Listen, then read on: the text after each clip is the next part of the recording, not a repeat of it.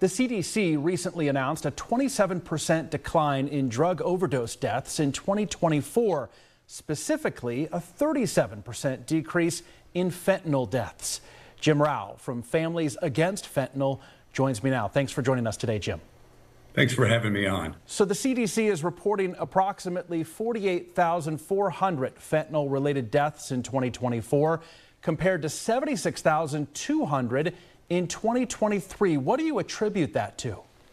I attribute it to the proliferation of naloxone that's everywhere now. It's in public libraries, it's in bars, it's in restrooms, and it's saving lives like crazy. The ability to get this in the general public's hands has averted over 30,000 deaths and stopped the continuous growth of this murder that's been perpetrated against our citizens with this horrible poison. To go along with that, how much has public awareness helped in saving lives? Oh, unbelievable amounts. Knowing that the danger exists gives the people who are susceptible the ability to decide and go to a place that they can trust in order to satiate their compulsions. That's a very, very, very big thing. The fentanyls are very different in their potency. For instance, regular fentanyl, a kilo would kill 500,000 people. But for carfentanil, it would kill 50 million people. So it's 100 times stronger than regular fentanyl. And that's in the fentanyl supply now that's being, sold in pill form or in laced cocaine or in various different ways. It's even being found in marijuana now. And so the ability for people to be treated with naloxone has saved just an amazing amount of lives. You mentioned the lacing of fentanyl in other drugs. Do we think, though, that there are fewer fentanyl-laced drugs being distributed, or is it about the same, or what we've seen, has it seen grown over the past few years? I think that the amount of fentanyl is actually so much that it's being stockpiled in the United States.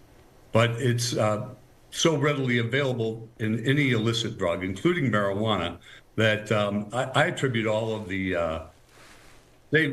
decrease in deaths due to the availability of naloxone in first responders.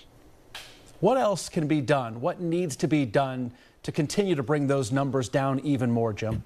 Well, my organization is pushing for fentanyl to be declared a weapon of mass destruction. And this will give an all-of-government approach to cutting off the supply of this material. This isn't only going to be dispersed into the illicit drug supply. This can be inserted into the air, food, and water supply in the most rudimentary ways. And this presents a major national security problem. I think that we need to address this before this falls into the hands of terrorists who use this to destabilize our government. There's enough material here to kill every one of us, according to the seizures that are being found. They're only finding 10%, and they're saying that's enough to kill all of the American populace. So this is a really, really, really evil poisoning of our country that's infiltrated into the illicit drug supply, and we're trying to prevent it from infiltrating the air, food, and water supply before we're taken down without even firing a shot. What's the feedback been on trying to get that deemed a weapon of mass destruction? Do you have federal support?